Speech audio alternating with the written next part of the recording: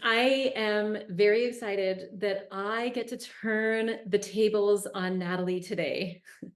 And so I've been waiting for this moment. I know that a lot of students have been and alumni and people, out there in the What podcast universe have been waiting for this moment where I'm going to ask you questions and hear about how you move in the world and how you've created this beautiful company and all the things that you believe. So, welcome to your own podcast. Why, thank you. I'm not sure people are waiting to hear this, but I mean, it's fun to be interviewed, I guess. Yeah, I think some people are. So let's dive in. Yeah, for See sure. where we go. Knowing you and I, it's going to be a wide-ranging conversation, and we're going to dive into some really interesting stuff and share some laughs. So, I think where I'm really curious to start is just understanding, is there a thread that you can follow from your childhood into where you are now? Your focus on coaching, you're building this beautiful company, which is sharing coaching with thousands, and then the ripple effect of hundreds of thousands more people. Is there a line you can draw back to who you were as even a little one? Such an interesting question. I've often said that I think coaching found me. I'm not sure that I was aware of my path, even when I was, first introduced to coaching in the strategic coach program in Toronto. In my 20s, I had no clue what I could do with it at that time. And so when I think back even before that, and I consider the skills of a coach, I guess it takes me back to my childhood, being an introvert, being someone who spent a lot of time on my own, playing in imaginary land and fantasy worlds. I lived our backyard, like spilled onto a park, and I would spend most of my days climbing trees and wandering and lost in my head, I guess, in the fantasy worlds that I would create. And I think that is part of what makes me good at coaching today.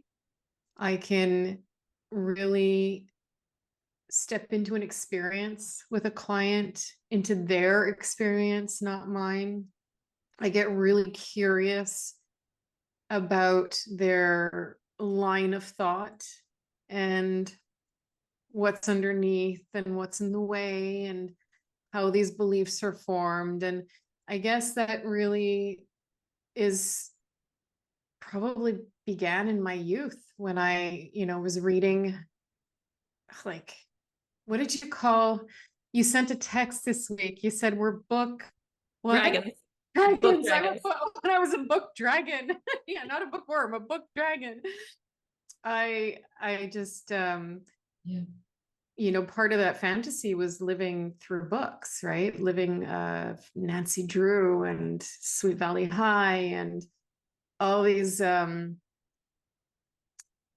ways to escape reality, which I think a lot of us do with our shoulds and our need tos and our have tos, the way that we think. And I think that one of the skills of a coach is to pick up on that language and to ask people, what do you actually want, instead of living in the I should be doing this and I should be doing that. And so maybe it all started there. I was also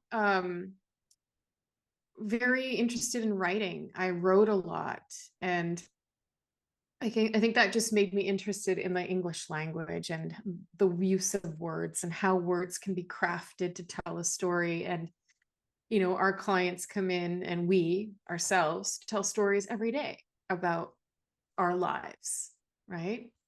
in this subjective way that we live. And so I think, again, that was sort of maybe some kind of foreshadowing of what was to come. I'm not sure. You know, you and I both share a background in journalism. And I remember thinking journalism was just so crafted for me Mm, because it just let me ask all of the questions that I always wanted to ask. You hmm know, I remember having a partner in my life who was like, you have to stop asking so many questions at parties because it's making people uncomfortable. And journalism was this place where I could just lean into all of my questions. And now, you know, the coaching experience of having questions actually be our craft. hmm So we're composing questions that really land. What's your experience there as you look back even to your journalism career? Well, questions are the way to discovery, right? And so this idea that, well, I would ask a lot of questions of myself, like just of the universe, of God, of I would spend a lot of time wondering as a Mm. kid, and I didn't always have the answers. And so I think being, a journalist was just a fun part of my life while I was on maternity leave. I got to work for the local paper, and I got to interview really great, fun, people. And I was just, again, so curious about their perspective and how a question could reveal so much about an individual that you would not know if you hadn't asked.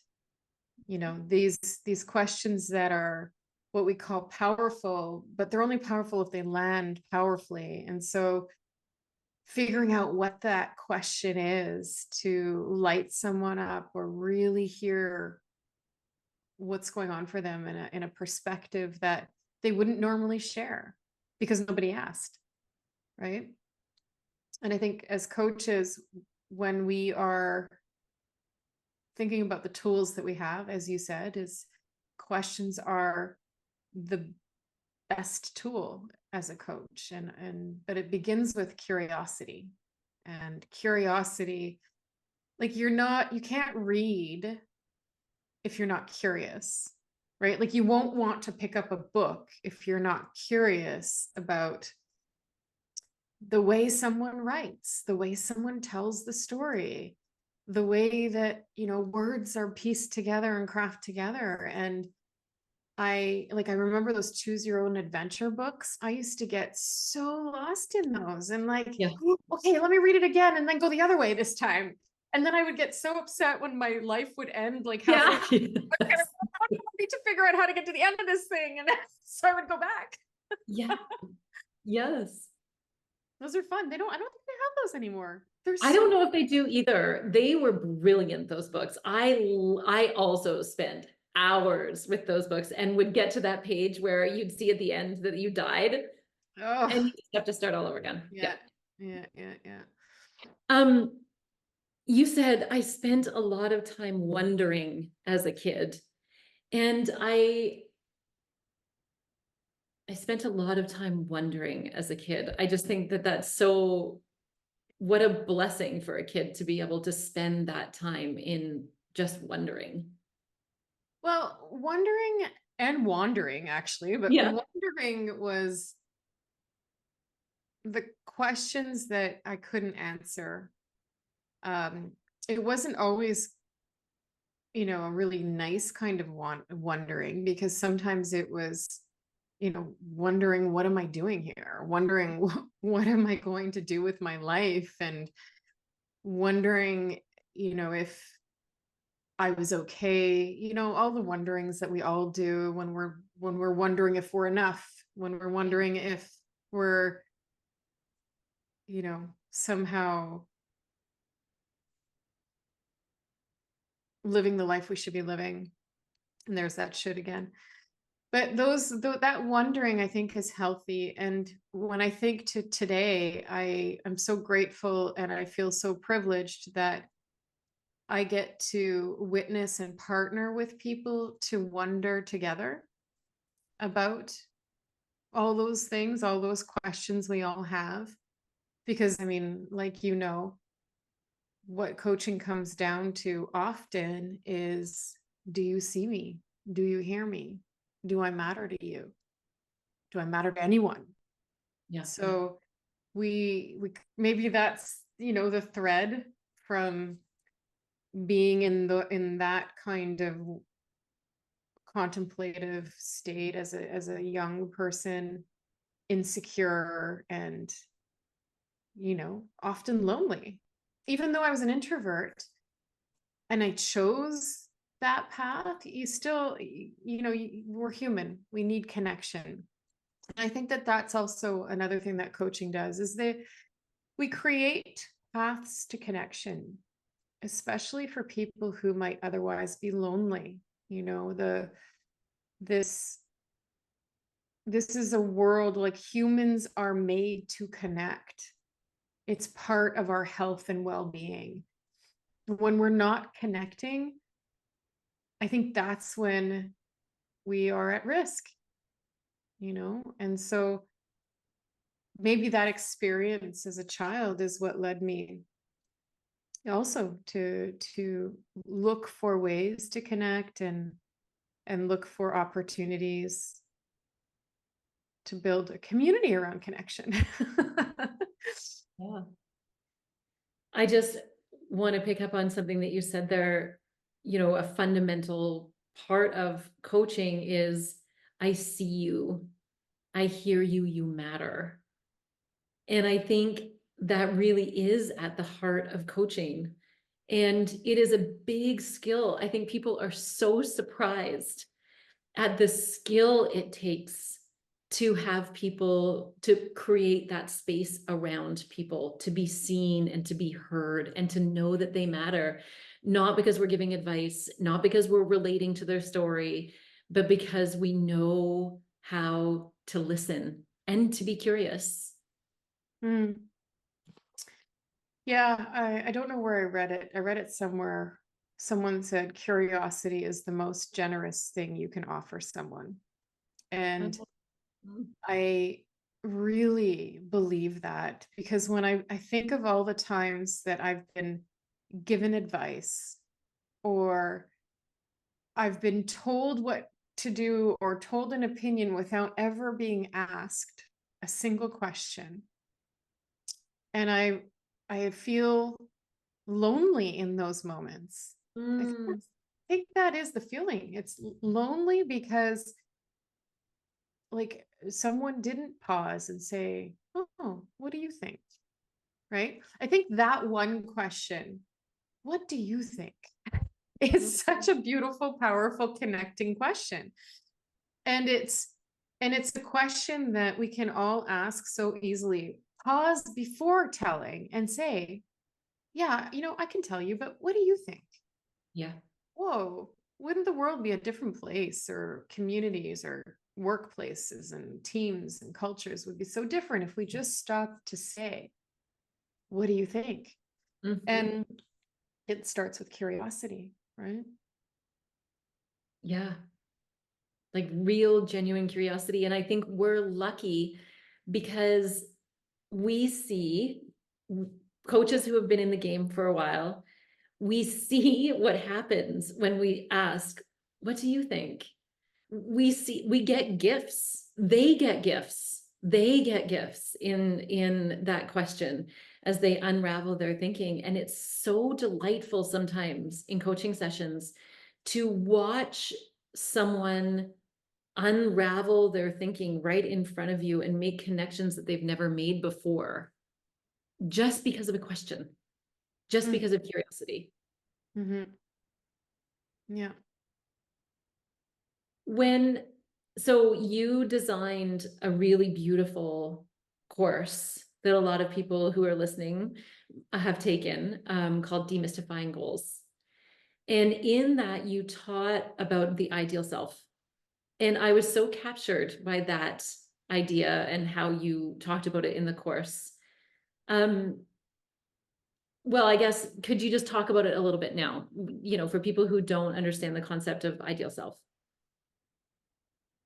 Yeah, it comes from self-determination theory. It's goal theory, and it's this, the I guess the vacillation that we do, if that's a word, to vacillate between ideal and real, and ought to and accepted self, right? So this ideal self is where we want to live as coaches, because the ideal self is where we tap into intrinsic motivation, and we get to dig into purpose, mission, values when it comes to goal setting.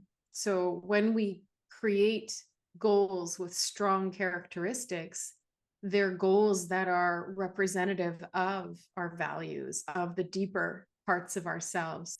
It's not just the extrinsic motivation, right? The external feedback and, maybe even like the carrot that we chase. It's about that fulfillment, those three pieces of fulfillment, right? Autonomy, belonging, and competencies, like building skills. Mhm. So I think ideal self is where coaches want to live more, and we explored that in the coaching. And when I saw the reaction of people, many people really highlighted that lesson as one of the best lessons, or one of the ones that stood out to them. And it made me realize we need to do more work there as coaches. Because there's also this ought to, which is the shoulds, right? The need to's, the must, as I mentioned earlier. The accepted self, which is, I think, so important to explore. Like, what parts of you are you accepting, and what do you want to invite in, and what are you learning from those parts? Like, those kinds of exploratory questions. And then it's the real self, right? It's what's actually happening. What do you need to know about your situation? What are the obstacles in the way? What's the realities that you face? Those are also important questions to be able to get to ideal self. Because if we only focus on ideal, we might be losing the full picture, right? And we're not taking in all of the potential, blocks to becoming your ideal self. We first have to recognize there are blocks, recognize the reality, recognize the ways that we live in the fantasies of should and ought to, and Mhm. recognize what we're willing to accept may or may not be possible. So all of those pieces come together in this theory that it's really neat to see people work through that, coaches work through that, and then take that information and apply it to their coaching sessions in the form of questions, right? Yeah. And even as you were talking, I was seeing the framework that you designed to perform or thrive, and seeing, we want to check in on that ideal self. We want to see the vision. We want to understand it and smell it and be in it. And also there's the question around F, you say feelings, failure, and fear. What's going to get in your way? What are the barriers here? What can you do to prevent? Uh, so I'm even seeing the framework laying down over this ideal self to ought to real, to the other one that I'm forgetting. Yeah, the accepted. Thank you. Yeah, accepted self. Yeah, well, and that's the beauty about, I think, the evidence-based practices that we bring into the programs are there to reinforce, I mean, the core competencies laid out by the ICF, right? So what we do is we look for the evidence to support what we're doing. Mhm. And these theories, like goal theory, are so relevant to coaching, to understand what makes someone more likely to succeed at a goal than another person, right? Because we are all so different. And, also self-compassion comes into play as well. Like, we have to be willing to recognize that failure is the pathway to growth. You know, there's a one section in the course called "You Must Fail," because failure teaches us so much and it helps us pivot and grow and change and reassess and then get back to our path, right? Clarify what we want. It's just, it's a part of life. We can't avoid failure, and to avoid it, I think, is a disservice to the client, and it's a disservice to ourselves as coaches when we think about learning to become a coach and all the ways that we fail in that journey. That is the path. It's Mhm. it's the pathway to becoming your best coach self, right? Yeah. Yeah, I know. I love that language. So clear. You must fail. You must. Mm-hmm. That is the only way forward, my friends. And I know when I say that in class, sometimes I can see people, some people just be like, just being like, what are you talking about? I spend so much effort in my life not failing. Mm-hmm. Um, and I sometimes check in, later on in the courses and say, like, how are you feeling about failing now? Mm-hmm. And what I hear a lot of is like relief, freedom to fail. Mm-hmm. But we have been taught through our experiences and in our society not to fail. But it's such a gift. I'm laughing because I'm thinking about that stupid moment where, remember, I was facilitating and I forgot that I had a class in breakouts and I left to go grocery shopping. This is one of my favorite stories ever. I go, oh my, I'm in the car going, oh my God, I have people in breakouts and I had to run home. And I thought to myself, if that hadn't happened, I would potentially, I mean, it would have happened at some point because I'm in my head. I'm always lost in my head and I'm trying to get everything done. And that was such a big lesson for me. But man, it's one of my bloopers, as a facilitator. You called me and all you were doing was laughing. I was like, what? And I knew it was you, of course, but I was like, what is happening? You will not believe what I just did. You said this. Yeah, it's a good one. Yeah. And they were none the wiser because I was back before the breakout was over. Right. No Right big in deal. time. But it was just, one of those things like, oh my God, what did I just do? Yeah. Yeah, yeah. So, I mean, this is a really interesting segue into what I think lots of people will be really curious about is your business.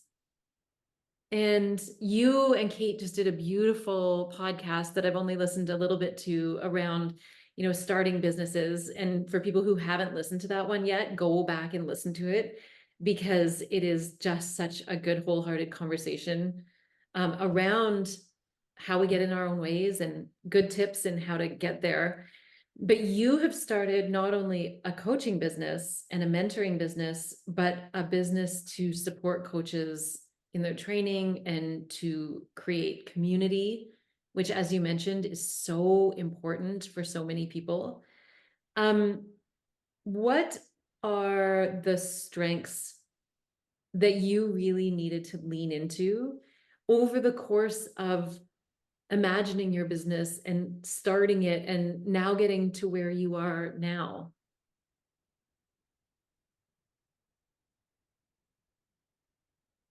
Um, I think it's a blur, right? Like you look back and you think, whoa, that's like we've done a lot, right? Yeah.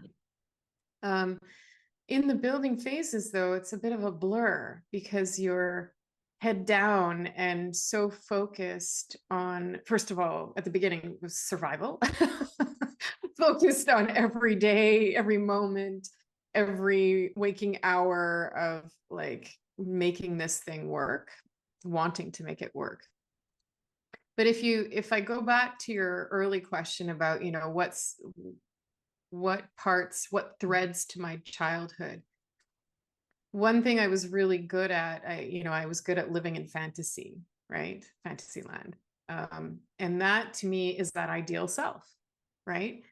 It's this, I lived in fairies, and I had this song by Faith Hill, Fireflies, which I just love so much. And it's this idea of being a fairy princess traveling around the world, even like with Peter Pan and catching fireflies in mason jars and calling them Tinkerbell. Like, these are the ways that I played as a child, right? I think I told you about Frogville, where I would capture frogs and create this Frogville. It was on my porch in my backyard. I would go out and hunt for frogs and come back, and some people played with Barbies. I played with frogs. I also played with Barbies, though, I have to admit, until at least 14 years old. I just loved that, role playing, actually, role playing and creating fantasies of what I wanted life to be like. And Mm. so I say that now because one of the strengths that I have is living in ideal. It's living in visualizing what I want, visualizing the future, visualizing the possibilities, the business, the growth, the impact. Most importantly, it's the impact, the ripple effect of coaching. Because I found something that I believe in so much that I can't help but want to spread that wealth to the world. And I want it so much that I actually feel it in my chest, right? Like, I want that everyone can be coached, can learn to coach, can connect through coaching, because it's truly how we uncover each other's genius. And I think there's so much to be said for the practices of coach. Even if you're never a coach, if you simply open up your mind to coaching practices, skills, techniques, strategies, that you will bring out the best in people around you and yourself, because you can't help but coach yourself when you're a coach, right? Yep. So, I know for sure that in the last years, I have seen the practice of coaching and the power it has on my own life, in my own struggles and, really difficult challenges that I've been facing, that coaching is the way through. It has been the only way through for me. And so I really come at this authentically. And even before, like before I ever started coaching, I think that, because I had that coach mindset ingrained in me when I was 20, Mhm. in my early 20s, I adopted that mindset without realizing that it was so different than anyone else's that didn't coach or wasn't exposed to coaching. That growth mindset, that Carol Dweck talks about, I learned it. I learned it intentionally, like going to training to learn it, right? Every quarter for 4 years, I was being shown and exposed to, and I was approached and mentored with a coach approach. And I think that certainly has been what led me here, that opportunity, without really realizing it at the time. Yeah. Yeah. One of the things I think of when I think of you, and actually I'm pulling this from a conversation we had a while ago. I'm just trying to remember, you said there were years there that were hard, and you brought that together with like hustle, really having to hustle. Like, you had to hustle. You did not have a choice there. Right. Well, being a single mom, uh, with full-time care, you don't have choices that other people have, right? Your kids rely on you. And so, and sometimes choice isn't a good thing, because when you have a choice, you have a way out. So not having a choice, I think, was a blessing for me. And I would spend, I don't know, 15 hours on my couch anytime like the kids were out or away, or they would be with their dad on weekends. I would be hustling. I would be hustling, and I would be really, but in a way that wasn't hard. Like, it was scary because I didn't know what was going to come. But the hustle was kind of being lost in my flow state, right? Which is really cool, that that could be the kind of hustle that I got to experience, right? And I think that that's true of most entrepreneurs who, you know, they start a business in something hopefully that they love, right? And so I was really, but you know, when you're lost in the hustle, you're lost in the drudgery of every role in the organization, from sales to accounting to bookkeeping, which I suck at, to to, you know, customer service, and then program creation and materials and booking everything and follow-ups, and everything was, you know, it was a one-man show for a while. And then you know, and then I got help, and then I had people who supported around as well. But like, it was, yeah, it was deep into um the work of wanting to realize this vision. Yeah. And I didn't even know how big the vision could be at the time. Like, I would scale it when I reached like whatever kind of projections that I was creating, and I reached, I was like, oh, okay, we got to push this, you know, strive harder, more, you know, how we say, you know, the rate of difficulty in goals is important because it helps you strive to reach even further than you expected. Well, so, you know, striving goals are important to stretch. So yeah, it was, and you know, it's so serendipitous, I have to say, because I could not have chosen a better team. Like, you couldn't have been lined up in front of me and I could choose it. Like, it couldn't happen that way. It was serendipity. It was not me. Like, there was no skill involved, in other words. Like, it just happened. I mean, I guess I was open for sure. I think that's the first thing you need to be when you're looking at, you know, growth and opportunities, and not really knowing what I was open to. I was just open to growth, and what does that look like? And then this idea to start to, you know, multiply what I was myself as a facilitator and mentor. And then there you came. Like, it's like, if you build it, they will come, right? The field of dreams. That's what it was. Yes. It was like, okay. And then you came somehow through a referral. And, you know, Kate was the first person that we brought in. And wow, like, I mean, I couldn't have dreamed up of a better first facilitator to multiply the impact with, right?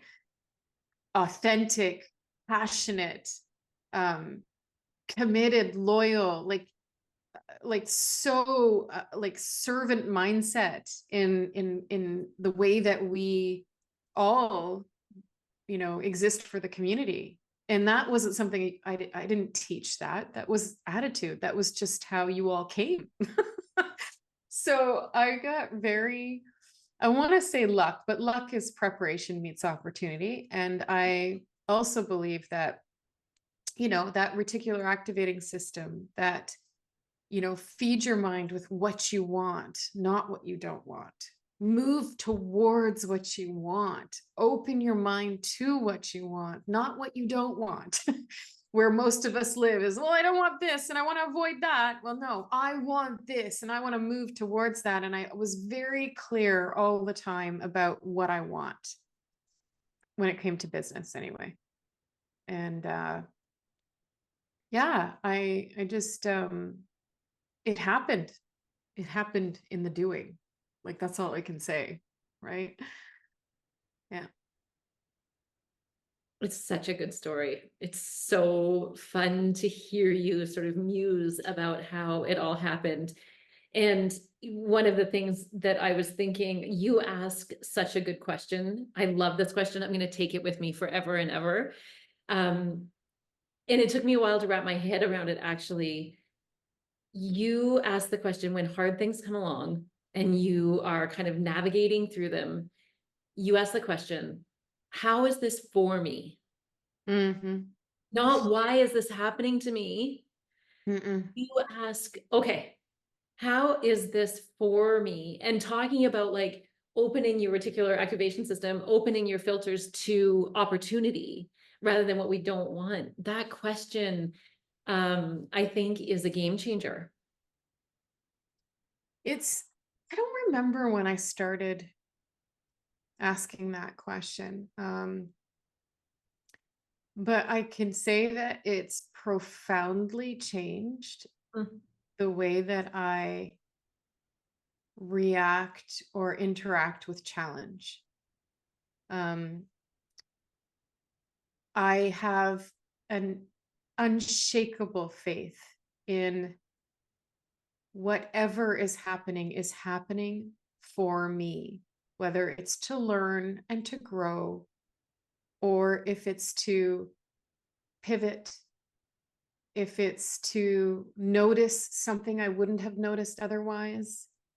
I know that with everything that happens in life, there is something on the other side, unless, of course, you're dead, right? And even then, there could be something on the other side. We don't know. So I just have this real faith. Like I have been through some, in terms of business, some pretty like really hard stuff. And in those moments, I think, okay, yes, of course it's hard. I'm not going to say it's not hard, but that question helps me Yeah. to not get stuck in that moment because it's too easy to get stuck in those moments, right? Yeah. I really spend time holding that question up in front of me. Like, how is this happening for me? What do I need to see and learn from this to grow, to get better, to pivot, to do whatever comes next, right? And I mean, I hope I will always have that kind of belief in that question. I think I will. It's been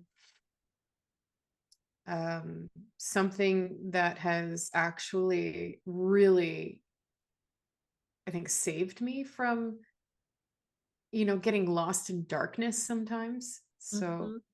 it's such a good mindset, right? Because when, luck is when preparation meets opportunity. If that's true, which I believe it is, then that question is necessary. Because if I say, why is this happening to me? What am I doing? I'm in defense mode. I'm in justification. I'm in past. I'm looking for the answers, the reason, and I am not forward facing at all. Whereas the question, how is this happening for me, puts me in front of the window and I'm looking around going, where is the answer? It's like, it's not behind me, it's in front of me. And that positioning, just that mental shift is so powerful. I think that that is a gift. I think you just putting that question out to me and then out to all the listeners, I think it's just such a gift. to be able to reframe. And it's not that the hard time, it doesn't make hard times easier. Oh gosh, It no. No, no, makes no. it, yeah. Yeah. And actually, I was just thinking the very first question I asked in the goals workshop was the first day in the first intro. I said, think of a time. Well, what was the question? Think of a time where you learned one of your greatest lessons. Mm-hmm. And then I said, how many of you, raise your hand, how many of you are thinking of a difficult time? Everybody raised their hands. And I was like, how many of you are thinking of like a really great positive time? And they were like, the biggest changes in life happen when we're challenged. And then the positive comes, right? We hope, we want. And so I guess what stands out is the challenge, because the positive that comes next is because of the challenge. Yeah. Right. So we are all more alike than we are different. Yeah. Yeah. I know that we're running out of time here. Not that you or I have our eye on the time because we get into these. So I don't know actually how much time has gone by, but I'm assuming we're around an hour. But one thing that I really wanted to bring in and I wanted to remember is we were talking a while ago and you said you have 2 questions that you ask when you wake up in the morning. And so, will you share those? Yeah, I wake up every day, asking myself what do I want from this day? And basically it's what do I want? The question is what do I want? It's very Yeah. general. Yeah. And I'm very like clear on what I want. So I have like a whiteboard in my room. I have a whiteboard here too. And it's all about what I want. And so and then the other question is, well, and the reason for that question, just to finish, is because I want every day to be lived doing something that moves me closer towards what I want. And it might be the mundane activities of bookkeeping or, filing, whatever it could be. We all have to do those things, right? But those things are still movement towards what I want. So not that every day is exciting and on an adventure. It's not really what I'm saying. It's just the question, what do I want, puts me on the path towards what I want. Yeah. And yeah, and then it's like, what will you do with this one glorious life that, Amy Wilder poem Yeah. is such a fantastic poem. I think you introduced me to that poem. Yeah. It's Mary Oliver. It's One Summer Day. Amy. Oh, it's not. It's Mary Mary? Oh, I'm sorry. Oliver. I thought it And was she Amy. says, Who's Amy the Wilder? I don't know, but she's probably an amazing poet and we love her. We love you, Amy Wilder, if you're out there. So It's bad. what will you do with your Yeah. one wild and Wow. precious life? Yes, that's such a beautiful question. And Yeah. I like want to scream it at the top of my lungs on some mountaintop, Totally. because life is not guaranteed to anyone. Steve Jobs, in fact, that was my inspiration for that question, was Steve Jobs said, the only certainty is that you will die one day. Your life is not promised to you. No one's is. So what do you want to do with every single day that you have? Yeah. Because we have no clue. Look at how many examples we have in the world, and yet we all think we're somehow protected by that. Like there's studies actually in grief, in my grief course. We looked at studies that show that people don't actually think bad things are going to happen to them. That's why we take risks like smoking or, driving with alcohol or what, I don't know, do crazy sports, because we don't really think that it's going to happen to us. Yeah. And so that question puts me back into the present moment and the gift of the present moment. and the realization that if I do leave this earth tomorrow, I will have spent my last day doing exactly what I wanted. Right? And I will never live in regret for that reason. I don't live in regret. I regret nothing in my life. Mhm. Even the worst of the worst, I don't regret it. Because it led me here. And it led me to you. And it led me to the community. And it led me to our team. And it led me to, all the beautiful things in my life right now. So it's a matter of choosing your mindset. That is the biggest lesson I think coaching has taught me, is that life is a choice. Mindset is a choice.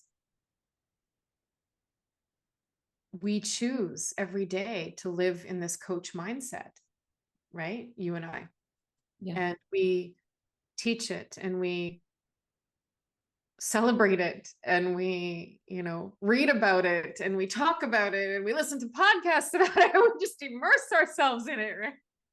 And that saying, I forget, there is actually some research on it in the goals workshop, but the 5 people that you surround yourself with, it's actually a myth. It's like more than 5. It's this domino effect of how people influence you. But choosing those influences is so important. And so podcasts and books and colleagues and conversations are really, really important to protect our mindsets. And if we choose to protect and we choose a coach mindset, that means my choices are to immerse myself with that influence. And I do that every day. I'm not perfect at it, that's for sure.